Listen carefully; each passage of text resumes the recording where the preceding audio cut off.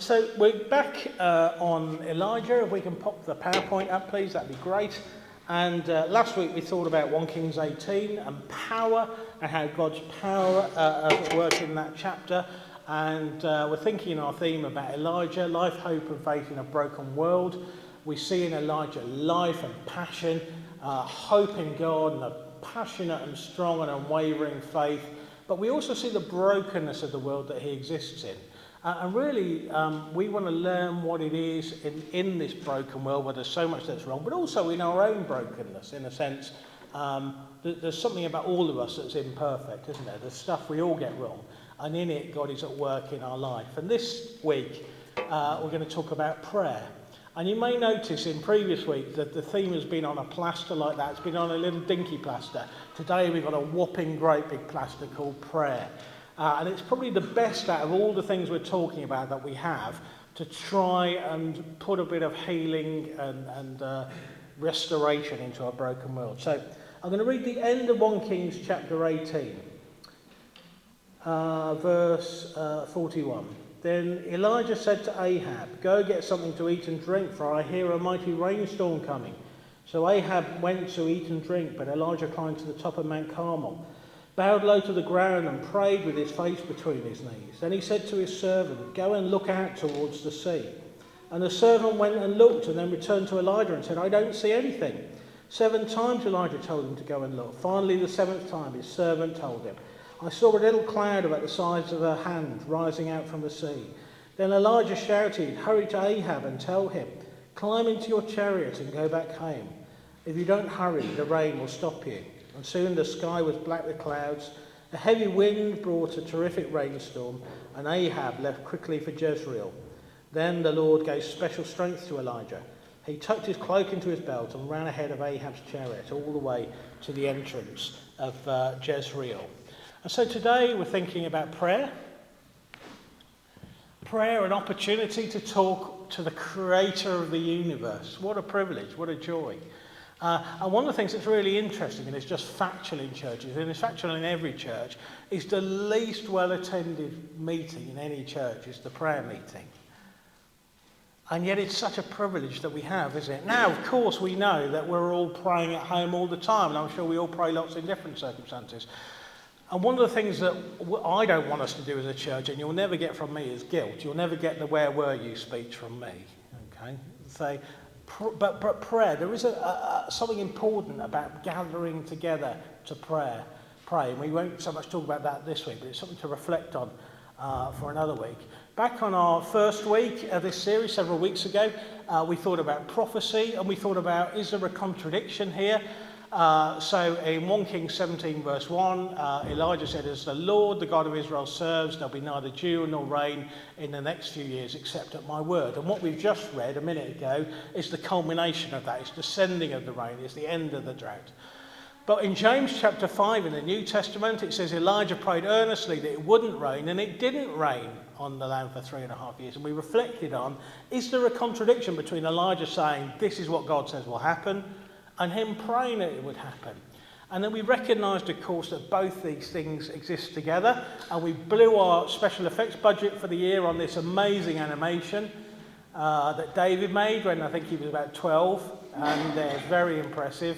And so we thought about train tracks, and if you have a train track where one is straight and one's a bit wibbly being an engineering technical term, then the train is not going to run, it's not going to work. And then we thought about prayer and how God is like straight, God is like perfect, and we are not, and it doesn't work. So what we try and do sometimes, we try and make God wibbly like us. And often we do that in prayer, don't we, where we come to God and we tell God what God ought to be up to. We tell God how to fix things. We try and make God wibbly, but as we can see from the amazing animation, that doesn't work too well, does it? And so what is the answer then? Well, the answer, and the only way a train's going to run, if both the tracks are aligned. And so actually, what we're called to in prayer is not to persuade God to think like us. It's to align our thinking to be more like God's. It's not to say, "God, I want you to do this and in this order." It's to say, "God, this is what I really want, but what I really need is to talk to you, the one who has the eternal, almighty perspective and can do all things. I need to see this as you see it. I need to hear from you. And so prayer isn't just us telling God stuff. Prayer is a conversation with God. So I just want to pick out a few things in the verses that we read a moment ago, just to reflect on this bit of the story, the Elijah story. It's incredible, really. What we covered last week, where they have this competition to see who's the real God, and God is the winner, and Elijah's God is the only true God. And then he goes to Elijah, and he says, goes to King Ahab, and he says, the rain is coming. And I find this incredible, just that unwavering faith. Just that this is what's going to happen. The Lord has said it, and it's that end of. The rain is coming. And so we thought about prophecy a lot in the first week, so I'm just going to kind of skate over that. And if you missed that first talk, you can go back and hear it on the YouTube channel. And then he prays for rain. He bows before the Lord. And I think in his bowing down, I think there's two things going on. I think he's acknowledging who has the power. He's bowing to the Lord. But also he's looking to God and not to the problem. Looking to God and not to the problem. And I just think it's amazing. He puts his head between his knees. It makes me dizzy just thinking about it. Do you know what I mean? If it says he bowed down, I can cope with that. But I don't think I could get my head between my knees. Anyway, but even just the thought of it weirds me out a little bit. But he's doing this thing where he's saying to anyone who's watching, I bow to the Lord. And Elijah was saying to people, you might have seen me call for fire from heaven and it came down, but it wasn't me. I bow to the Lord. And that is where prayer starts.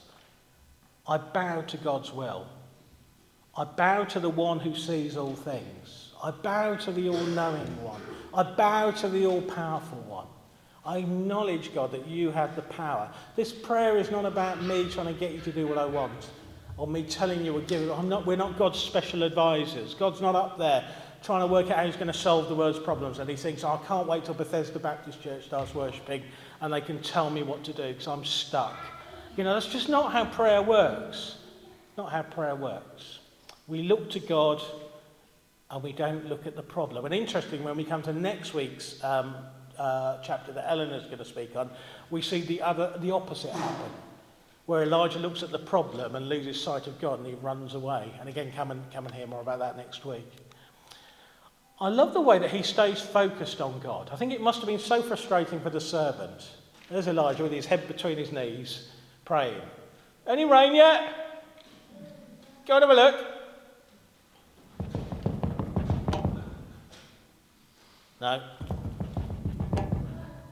No rain, Elijah. Elijah's praying away. We don't know what that looks like. Was it silent? Was he shouting? We don't know what was going on, but he was praying. Any rain yet? Well, that's going to get tiring, isn't it? So 7 times later, how is that servant feeling in that moment? He's looking out to sea, and it's just nothing. And he's like, why is he still praying? Because he's obviously wrong, isn't he? How does the servant feel? The servant feels stupid, I expect. We don't know, do we? But I expect the servant is like, can't believe it. We had all the far from heaven stuff, and now there's not even going to be any rain. It's ridiculous. And on the 7th time, he sees this cloud like a hand in the distance. And he comes back, I can see a cloud. And Elijah's right, we've done it. I've prayed enough to make this happen. And it's just an incredible and a wonderful thing. He perseveres 7 times. He keeps praying. And I wonder how many of us would have thought, any rain yet? After the 3rd time, maybe? No? Okay, well, let's all keep praying and we'll be back next week. Do you know what I mean? That's what we do. We go about our lives. We get on with the important stuff. And there's a verse in James, and it's a verse that's chilling me. It's one of the few Bible verses that leaves me with a my goodness. Okay? And it says this: you do not have because you do not ask God. Now, what we don't know, is that like how it works permanently? If you don't ask God, you don't get it. I don't think that is true. But it teaches us that there are times when God wants to do things and he doesn't because we've not asked God. We've been so busy trying to fix it ourselves, so busy trying to get on with stuff ourselves, so busy doing that British stiff upper lip, I can cope, that we've not talked to God. We've not talked to God. I shared some, I won't go into the details now, I shared some things last week and we prayed as a church about a situation that we're facing, and someone came up to me at the end and they just said, you've just got to give it to God. And that's probably what I'm talking about, is that sense of we try and fix things, we put all this energy into doing stuff, and there are times where we've just got to give it to God and pray. But we don't say, here you go, God, and run away. What does Elijah's head between his knees teach us? And he's 7 times. We keep praying, we keep persevering. And even when it looks impossible, we keep praying, don't we? And what else is there? Because do you know when something's important, let's say you have a loved one who doesn't know Jesus, and you like praying for them, and you say, do you know Jesus yet? No. You don't think, oh well, never mind, that doesn't matter.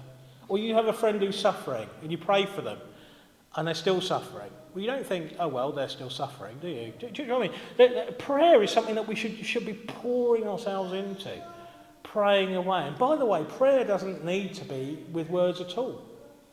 Prayer could be writing a letter. Prayer can be drawing a picture. In one of the Psalms it says, my tears have been my prayers all day long. And the psalmist is saying, God, I know you didn't hear any words, but all those tears, they were for you. Because I'm broken-hearted and I don't know what to say, but I just give you this emotion. And I love that idea of emotion as a prayer. It's something I feel quite strongly about. There have been times in my life where I just couldn't put it into words. But you might cry before God or express emotion in some other way. And that is your prayer to him. So this is prayer. This is how we listen to God. This is how we persevere in prayer, how we stay focused on him. So let me ask some questions. That's a bit of dull PowerPoint with some useful information, hopefully. Let's go for something a bit more interesting. So, which of these is prayer more like? A microwave or a slow cooker? Slow cooker? Because? Because it takes time, you've got to learn at the same time. Because not just to give you something, you've got to learn to go with it as well. And if you do something like that, Yeah. you end up trusting God too often, and then for a lot of faith, if God do this when it happens, you'll never actually take that will happen. Okay. So you're saying God can't do things quickly? No, I didn't say you couldn't. What I'm saying is you're dependent on him doing it quickly. Yeah, very good. Which is prayer more like? And I'm going to use the word generally, more like a slow cooker. More like a slow. It takes time. But one of the things, it's when you're in church and you see that, you say, oh yeah, that's obvious. But let me ask you a slightly different question. How do I phrase this? If this was a observation on what our prayer lives are like, which do we think prayer more like? Do you think our prayer lives, and don't answer this, just think about it. Is your prayer life more like a microwave or a slow cooker? Just ask yourself that question. And I suspect there are many of us who are thinking, gosh, I'm very like a microwave. Because we want it now. We're like Veruca Salt, aren't we? I want it now! And when you microwave something, you know what you're going to get, don't you? And it's handy if you're in a hurry. And when you slow cook, and we've got the queen of slow cooking here this morning, and she cooks stuff and it's all wonderfully flavoured, which is wonderful. Okay, slightly different question, but it's very similar. Which of these is prayer more like? Let someone else answer this time, young man. Which of these is prayer more like? A sprint or a marathon? Anyone? Come on, we have to let him answer again. Go on then. A marathon. You're not built to run a marathon, can I say? Well done. It's more like a marathon. And I really like this picture I came across, which wasn't the sort of picture I had in mind, but when I was searching through images, as just this person, like, what was I thinking when I started this race? Just look at him. What was going through my head? And prayer is like that sometimes, where we pray and we're exhausted. I'm so tired of praying that this would happen, but I've got to keep praying. I've got to keep calling on God. I've got to keep trusting on him. Okay, third one. Which of these is prayer more like? That we find our own way or we're led by a guide? All I heard there was, which wasn't very helpful. Anyone? A bit of both. I like that. Go on then. Do you want to say a bit more about that? You don't have to. No, sorry. Just dump that on me and run away. I like that. Which of these is prayer more like? Anyone else want to elaborate on a bit of both? Sorry? In regards to guide, when it said the Holy Spirit is giving you words to say to Yeah. communicate. Yeah, brilliant. Guide, excellent. Yeah. It's an interesting question, isn't it? And I guess if I'd have put a picture up that said, do we make it up as we go along? Well, that probably isn't true, isn't it? But never mind. But there's that sense of prayer is very much led by God. And that's the dominant thought. God should be leading us. But he gives us things, like we've got the Bible. We got the Bible as our map, isn't it? We find our way through what he's given us. But it involves him. It doesn't involve us coming to him and telling him what to do. So which of these is prayer more like? A vending machine or a sat-nav? Come on then, you've done very well. Come on, let me have it then. Well, honestly, I would say a bit of both. Okay. Because the sat-nav's the navigation where we're going and the quickest route. But vending machine is the choice where we get to make. What we can take. I mean, God will always say, look, this is the way I want to do it, but you have a choice to do it your way. Yeah, brilliant. Thank you very much. Anyone else? I mean, a lot of these things, they're not right or wrong questions. They're just to make you think, aren't they? The sat-nav will give you the direction. And lots of us, if you're anything like me, I disagree with my sat-nav sometimes, which doesn't always end well. But sometimes it does. And theoretically, it guides and shows us the way. The problem with vending machine prayers is we come to God and we push his buttons to get what we want. And that's not right, is it? But as you said, with choice, in that sense, we come to choose to pray. I'm choosing to pray for my loved one. I'm choosing to pray about war in Ukraine. I'm choosing to pray about war in the rest of the world that never gets a mention. I'm choosing to pray for people in need. So we choose, but we very much are guided by God. We listen to him. So let's hear those things. Let's bring this into a bit of a summary now. So I just want to say 4 things about prayer that struck me based on this passage. So the first one is persevering. Persevering. Elijah keeps on praying and he doesn't give up. And it reminded me of Luke 18, the parable of the persistent widow. Then Jesus told his disciples a parable to show them that they should always pray and not give up. Has anyone ever given up in prayer? There are 3 of us who are honest in this church. And more people are nodding now, saying, I'm allowed to say that's okay. Jesus said, pray and don't give up. But we're like the servant, aren't we? I didn't see any change yet. It's still the same. Jesus told them this story, that they should always pray and not give up. He said, in a certain town there was a judge who neither feared God nor cared what people thought. And there was a widow in that town who kept coming to him with this plea, grant me justice. For some time he refused, but finally he said to himself, even though I don't fear God or care what people think, yet because this widow keeps bothering me, I will see that she gets justice so that she won't eventually come and attack me. And the Lord said, listen to what the unjust judge says, and will God not bring justice for his chosen ones who cry out to him day and night? Will he keep putting them off? I tell you, he will see that they get justice and quickly. However, when the Son of Man comes, will he find faith on the earth? And when Jesus said Son of Man, he meant himself. When he's saying, when I come back again, will I find faith? What is he saying? When I come back again, will there be people who are still praying? When their microwave prayer didn't work, will they still be looking to me? Or will they be Googling it? That's probably not what Jesus said, was it? But it would have been like an ancient Near Eastern equivalent. And I find it really challenging, this sense of this widow. And I think Jesus chooses the widow in the story because in that culture, a widow had no legal status. She had no entitlement, she had no standing in society. She's the one person the judge, in legal terms, in that culture, could ignore. But even though she has no status, even though she has no right, she persuades him by pestering him. Pestering. In the NIV calls it persistence. I call it pestering. Pestering prayers. God, you've not done it yet. God, where is that cloud you promised? Come on, God, where is it? And it's exhausting when you're continually pouring out your heart to God, saying, I just want, God, I'm crying out to you. I can't explain why things take a long time, other than I think the world is a complicated place.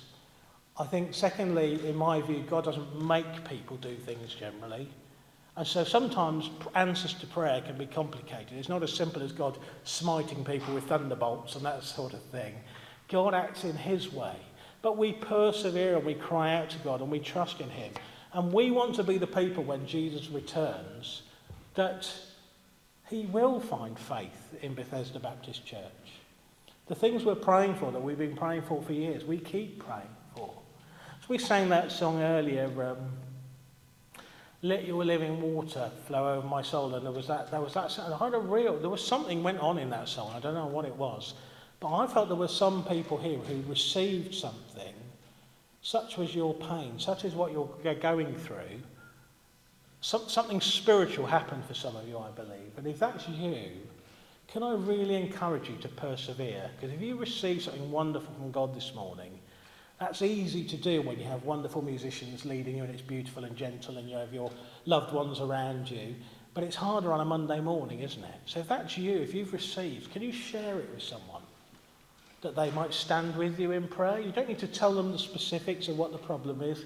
Just make others aware so that we can stand together in prayer and persevere together.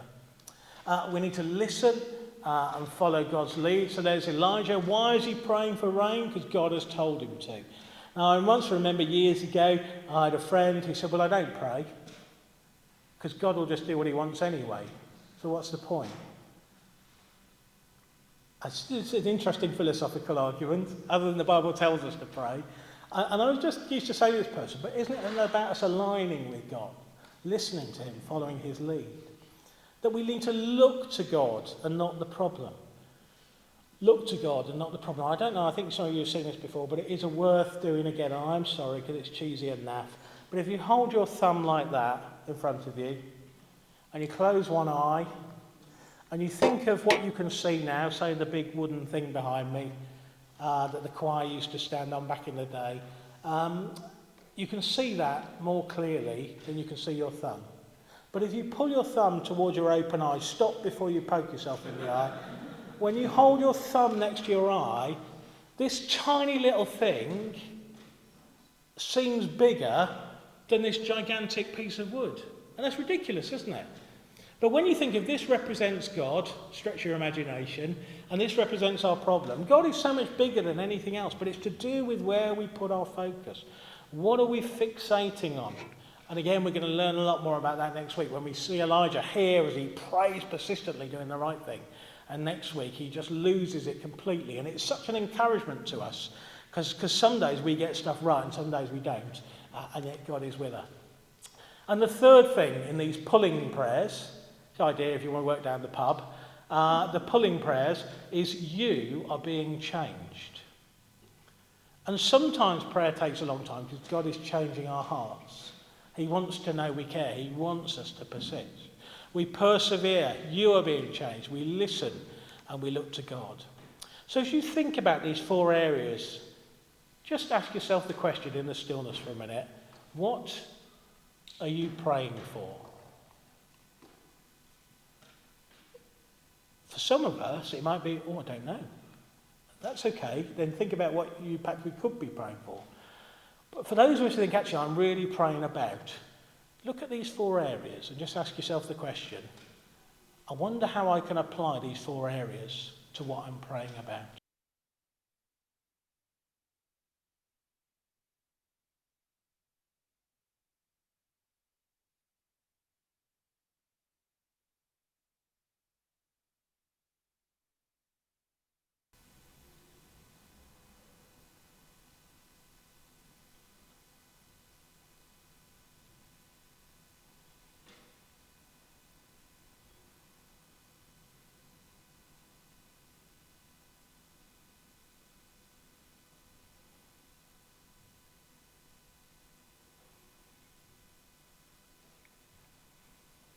God, as we pray to you, thank you that when we do give up too easily, we try and fix things ourselves. You are with us always.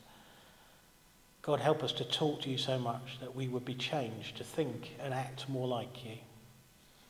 Help us to listen to you rather than trying to tell you the answers. And God, may we continually keep our eyes fixed on you. Amen. As the musicians make their way to the front for the closing song, I leave you with this last thing, a picture of a garden and a cup. Or, there's a picture of a cup with a blurred garden and a picture of a clear garden with a blurred cup. Same camera, same angle, different focus.